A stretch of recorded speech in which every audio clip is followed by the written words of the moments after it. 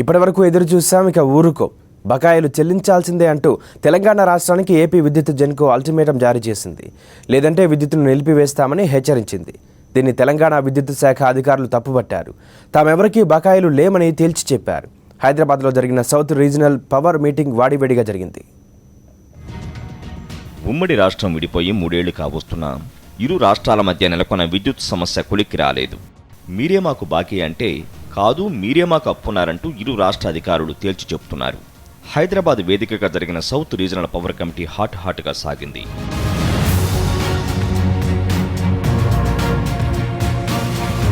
ఇరు రాష్ట్ర విద్యుత్ శాఖ ప్రతినిధులు విద్యుత్ బకాయిలపై వాదించుకున్నారు.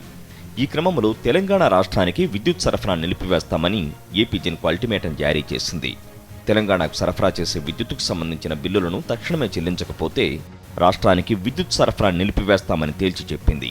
ఈ మేరకు AP Genco MD K Vijayanand ప్రకటన చేశారు.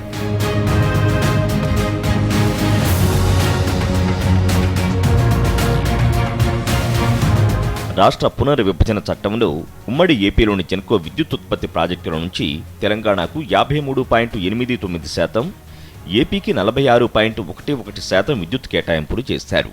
తెలంగాణలోని ప్రాజెక్టుల నుంచి ఏపీకి 46.11%, ఏపీలోని ప్రాజెక్టుల నుంచి తెలంగాణకు 53.11% విద్యుత్ సరఫరా అవుతోంది. విభజన చట్టం ప్రకారం ఏపీ నుంచి తెలంగాణకు 450 నుంచి 300 మెగావాట్ల విద్యుత్ అదనంగా సరఫరా జరుగుతోంది.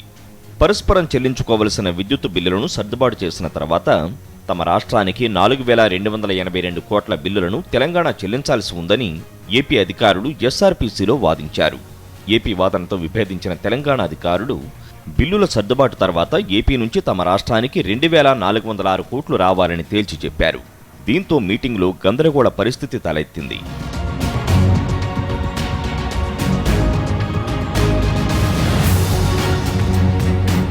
ఇలా ఉంటే వివాదాన్ని ఇరు రాష్ట్రాలు పరస్పరం చర్చల ద్వారా పరిష్కరించుకోవాలని, ఇది తమ పరిధిలోకి రాదని ఎస్ఆర్పీసీ సూచించినట్టు తెలిసింది. జనరల్ డెస్క్, సాక్షి న్యూస్.